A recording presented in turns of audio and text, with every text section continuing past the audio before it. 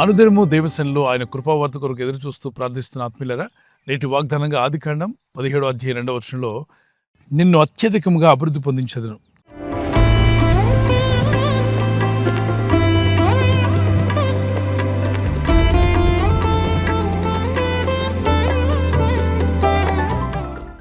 I will multiply you exceedingly, I will bless you exceedingly. అత్యధిక అభివృద్ధి అంటే అందరికి ఇష్టమైంది కదా. అభివృద్ధి పొందుకోవాలని మనంతా ఆశిస్తాం.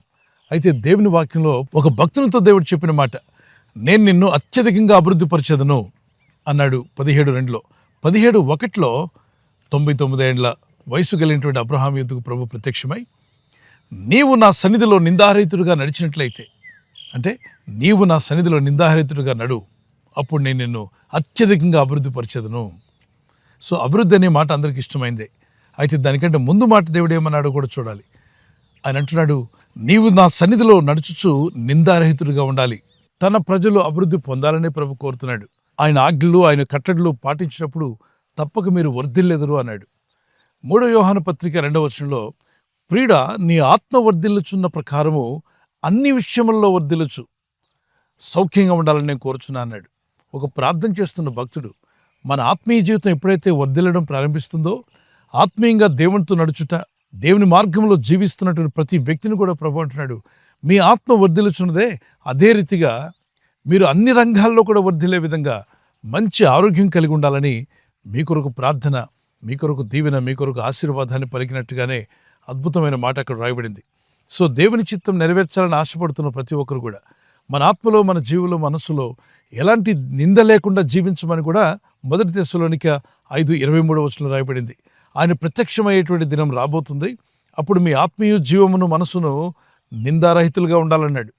మనల్ని నింద లేకుండా చేయవాడు ఆయనే. మనమైన నిందలను కొట్టివేయవాడు, మనకున్న అవమానాలను తొలగించేవాడు, మనకున్న ప్రతి పాప దోషం నుండి విడిపించేవాడు, రక్షించేవాడు. ఆయన్ని ఆశ్రయించి ప్రార్థించండి. దేవుని విశ్వాసం ఉంచి ప్రార్థిస్తున్న ప్రతి ఒక్కరిని ప్రభు కరుణించి బలపరచువాడే. ఈ లోకంలో రకరకాలైన సన్నిధులు ఉన్నాయి. ఒకటి పాపంతో నిండిపోయిన సన్నిధి, రెండోది దుష్టత్వంతో నిండిపోయిన సన్నిధి, మరికొంతమంది ధన సంపదతో నిండిపోయిన సన్నిధి. ధన సన్నిధి కన్నా, దుష్ట స్నేహితుల యొక్క సన్నిధి కన్నా, పాపాలతో జీవించేటువంటి పాపపు సన్నిధి కన్నా దేవుని సన్నిధిలో జీవించడం అనేది ఆశీర్వాదకరమైంది. ఆయన సన్నిధిలో ఎలాంటి దీవెనలు ఉన్నాయో 96వ కీర్తన 6వ వచనం అన్నాడు. ఘనత, ప్రభావములు, బల, సౌందర్యములు ఆయన సన్నిధిలో కలవు.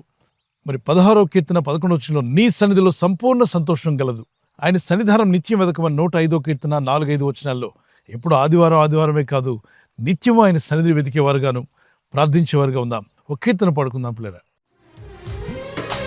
సన్నిధానములో సంపూర్ణ సంతోషం, ఆరాధించుకునే విలువైన అవకాశం.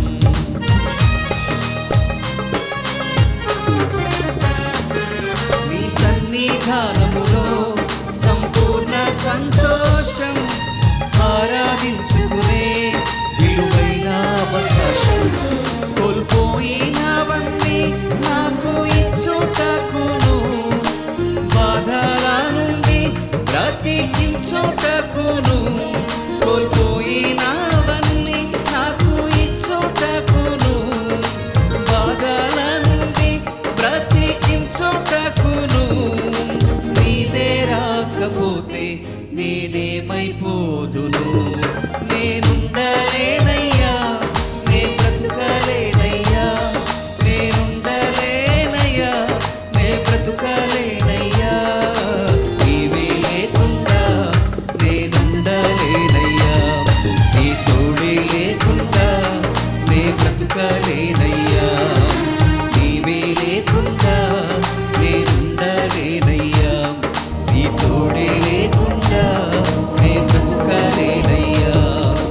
రాజా, నీ సన్నిధిలోనే ఉంటానయ్యా, మనసారా ఆరాధిస్తూ బ్రతికేస్తానయ్యా. యేసు రాజా, నీ సన్నిధిలోనే ఉంటానయ్యా, మనసారా ఆరాధిస్తూ బ్రతికేస్తానయ్యా. ఖచ్చితంగా అభివృద్ధిపరిచే దేవుడు, ఆశీర్వదించే దేవుడు, దీవించువాడు, బలపరచువాడు, మీ గాయములు కట్టువాడు, మన సంకటములన్నీ బాపువాడు ఆయనే. సమాధిలోకి పోకుండా మన ప్రాణాన్ని కాపాడువాడు కూడా ఆయనే. ప్రార్థన చేసుకుందాం. పరిశుద్ధమైన మా ప్రియ తండ్రి, నీ భక్తులతో నువ్వు సెలవిచ్చిన మాట నీ సన్నిధిలో నడుచుచు నిందారహితులుగా ఉన్నట్లయితే అత్యధికంగా అభివృద్ధి పరుస్తానని వాగ్దానం చేశారు. అయ్యా, నీ సన్నిధిలో నడిచే భాగ్యము కృపను మాకు దయచేస్తున్నారు. మేమంతా నీ అడుగుజాడలో నీ మార్గంలో జీవించేటువంటి నీ కట్టడిలో నీ ఆజ్ఞలు పాటించే మంచి ధన్యత గల జీవితాన్ని మా అందరికి దయచేసి నీ సన్నిధానంలో జీవిస్తూ నిందారహితులుగా నీ రాకడకు సిద్ధపడే విధంగా పరిశుద్ధాత్మని సహాయం మాకు అనుగ్రహించండి. ఈరోజు ప్రార్థించి ప్రయత్నించబోతున్న శంకుస్థాపన అయిన, గృహప్రవేశమైన, ఒక బిజినెస్ ప్రారంభిస్తున్నా, ఉద్యోగ ప్రారంభానికి వెళ్తున్నా, ఒక మంచి కార్యక్రమాన్ని ప్రారంభిస్తుండగా, నేను వారి బిడ్డల వివాహం కొరకు ప్రయత్నాలు చేస్తుండగా వారు చేస్తున్న ప్రయత్నాలు ఫలించలాగున మీ దూతలకు ఆజ్ఞాపించండి. తండ్రి, ఈ దినం ఎవరైతే ప్రయాణమై వెళ్ళబోతున్నారో, అది రైలు మార్గమైనా, ఆకాశ మార్గమైనా, బస్సుల్లో, వాహనాల్లో ఎక్కడ ప్రయాణం చేస్తున్నా, రోడ్డు మార్గంలో ఏ వాహనంలో వారు ప్రయాణం చేస్తున్నా, నీ ప్రజలకు కాపాడే దూతలను పంపండి. ప్రభా, మేమంతా అత్యధికంగా అభివృద్ధి పొందినట్లు మా ఆత్మ వర్ధిల్లుచున్న ప్రకారం అన్ని విషయాలు మేము వర్ధిల్లుచు సౌఖ్యంగా ఉండేలాగున మీ కృపా కనికరాలు మాపై చూపి బలపరచమని, మీ రాకడకు మమ్మల్ని సిద్ధపరచమని యేసుక్రీస్తు పరిశుద్ధ నామములో అడిగి వేడుకుంటున్నాను నా పరలోకపు తండ్రి. Amen, amen, amen. ఈ వాగ్దానం విని ఊరుకోవద్దు. వాగ్దానం విన్నాక ఆమెన్ చెప్పి ఇతరులందరికీ షేర్ చేయండి, లైక్ చేయండి. అలాగే సబ్స్క్రైబ్ చేయని వారు అందరూ సబ్స్క్రైబ్ చేయండి. ఈ దేవుని మాటలు అనేకులకు చేరవేయండి.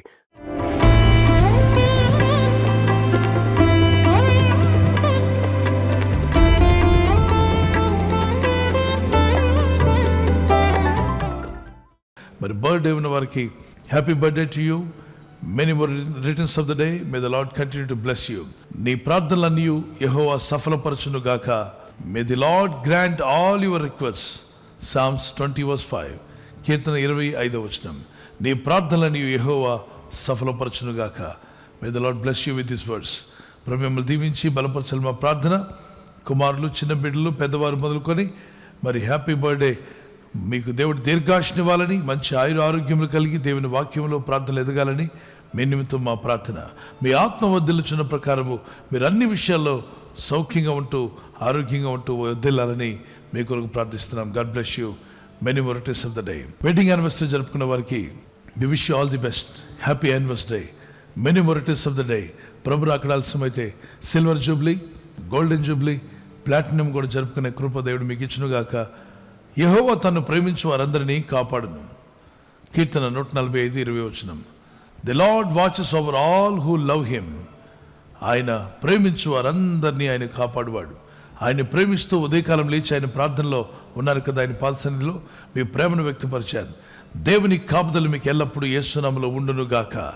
God bless you. భార్యాభర్తల మధ్యలో అనురాగము, ప్రేమ, ఐక్యత, దాంపత్య జీవితంలో దేవుని సహాయము, అలాగే ఒకరి పట్ల ఒకరు ప్రేమ కలిగి జీవించటకు దేవుని సహాయం మీకు కలుగును. భార్య భర్తకు లోబడాలి, భర్త భార్యను ప్రేమించాలి.